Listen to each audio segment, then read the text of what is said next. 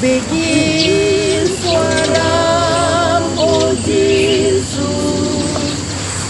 bikin suara oh Yesus. Ya saudara, saat ini kita akan menuju ke Pansurna Pitu, ke gereja HKBP Pansurna Pitu. Dan saat ini kita start dari Huta Barat. Ya, kita start dari Huta Barat menuju ke Pansurna Pitu. Seperti diketahui saudara, bahwa Pansurna Pitu merupakan daerah kedua atau wilayah kedua pengembangan pekabaran Injil setelah Huta Dame di Saidni Huta. Dan yang melayani di daerah ini atau di Pansurna Pitu adalah Tuan Johansen yang baru datang dari Jerman untuk membantu Nommensen mengembangkan berita Injil di tanah Batak.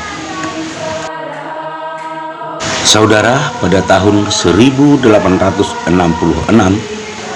Nommensen dan Johansen mencari lokasi pengembangan Huta Dame. Mereka jalan mulai dari Huta Barat dan ketemu dengan Opu Ladong dan Opu Laut, tapi tidak bersedia memberi tanahnya.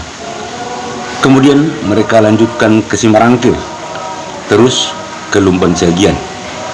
Sebenarnya Opu Pasang Batu Simarangkir mau memberikan tanahnya, tapi Opu Mabe dan Opu Monang tidak setuju. Kemudian lanjut ke Sakaran. Di sini Opu Perhulalan dan Amani Marhuta V meminta bayaran Rp600. Selanjutnya mereka ke Harangan Nagudang, tapi dengan keras ditolak Om Puni Halisung dan Rangkia Tua. Selanjutnya mereka ke Pansurna Pitu. Disinilah ditemukan harapan ketika Opu Serindo memberikan peluang dan mengizinkan Tuan Johansen tinggal di rumahnya.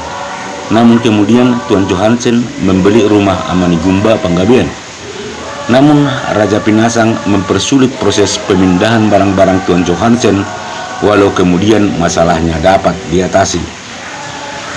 Ketika Tuan Johansen baru tinggal di Pansurna Pitu, saat itu situasi permusuhan warga Pansurna Pitu dengan Huta Sitompul lagi tegang karena masalah Ompu Pertahian. Karena itu Tuan Johansen harus selalu waspada karena hampir tiap hari ada keributan di sana. Iya saudara, yang kita lintasi saat ini adalah daerah-daerah yang dilintasi Nommensen dan Tuan Johansen pada tahun 1866. Mereka mulai dari Huta Barat dan bertemu dengan Opu Landong dan Opu Laut, tapi tidak mau memberikan tanahnya. Kemudian mereka melanjutkan ke Simarangkir, kemudian terus ke Lumban Sagian. Sebenarnya di daerah ini Opu Pasang Batu Simarangkir mau memberikan tanahnya, tapi ada dua tokoh marga Simarangkir yang keras menolak, yaitu Opu Mabe dan Opu Monang. Mereka sama sekali tidak setuju menerima Nommensen dan Johansen di sana. Kemudian mereka melanjutkan perjalanan ke Sakaran. Di sini ada dua tokoh yang mau memberikan tanahnya, tapi dengan imbalan yang cukup fantastis harganya. Selanjutnya mereka berjalan ke Harangan Nagudang, tapi dengan keras ditolak Om Puni Halisung dan Rangkia Tua. Selanjutnya mereka ke Pansurna Pitu. Disinilah mereka menemukan setitik harapan setelah Opu Serindo Panggabean berkenan memberikan tempat tinggal bagi Johansen, bahkan siap memberikan tanah apabila diperlukan. Ya saudara, selanjutnya Tuan Johansen sementara tinggal di rumah Opu Serindo, dan kemudian dia membeli rumah Amani Gumba Panggabean untuk selanjutnya dia tinggal di sana. Ketika Tuan Johansen akan memindahkan barang-barangnya dari Huta Dame ke Pansurna Pitu, tiba-tiba muncul Raja Pinasang Panggabean mempersulit proses pemindahan barang-barang tersebut dengan suatu permintaan pribadi kepada Tuan Johansen. Ya saudara, saat ini kita sudah tiba di Pansurna Pitu, dan ini terlihat bangunan gereja yang sangat megah di sini, dan gereja ini tentu saja sudah dibangun kembali setelah gereja Pansurna Pitu yang lama. Dan saudara, gereja ini terletak persis di depan SMK Siatas Barita di Pansurna Pitu.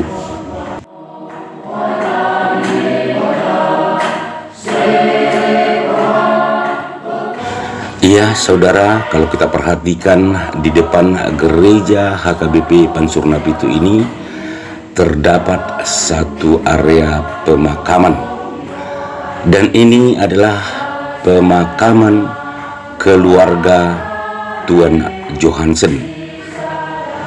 Seperti diketahui, Tuan Johansen beserta putrinya dan istrinya meninggal di daerah ini atau di Pansurna Pitu ini. Ya, ini gereja HKBP Pansurna Pitu, dan persis di depan gereja inilah terdapat pemakaman tersebut. Ya, ini sekarang yang kita perhatikan adalah jalan menuju Hutapea.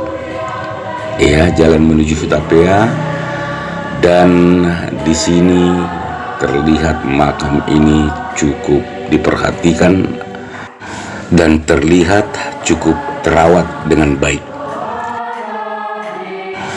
Saudara, pada awalnya Tuan Johansen ditemani Joseph Hutagalung dan seorang teman baru Tuan Johansen, yaitu si Jugat yang buta, dan kemudian setelah dibaptis diberi namanya menjadi Guru Bartimeus. Ya saudara, pembaptisan pertama dilakukan di Pansurna Pitu terjadi pada hari Minggu 17 November 1867. Di kemudian hari berdirilah Seminarium Pansurna Pitu untuk sekolah guru. Tuan Johansen sendiri yang menjadi tenaga pengajar, kemudian dibantu Tuan Merwald yang datang dari Sibolga. Saudara, ada 5 makam di area pemakaman di depan gereja HKBP Pansurna Pitu ini, dan mereka terdiri dari keluarga besar dari Tuan Johansen sebagai orang yang sangat berjasa di gereja HKBP Pansurna Pitu ini. Yang pertama adalah Johanna Beisenherz, kemudian Pendeta Peter Johansen atau Tuan Johansen sendiri. Selanjutnya istri Tuan Johansen sendiri, yakni Mary Summer, yang membantu Tuan Johansen di Pansurna Pitu. Kemudian Nelly Merwald, ini adalah istri dari Pendeta Merwald yang menemani Tuan Johansen. Kemudian putri Tuan Johansen, yaitu Elizabeth Johansen. Iya saudara, itulah nama-nama mereka yang dimakamkan di pemakaman ini, yang terletak persis di depan gereja HKBP Pansurna Pitu. Salam sejahtera, Tuhan memberkati. Amin.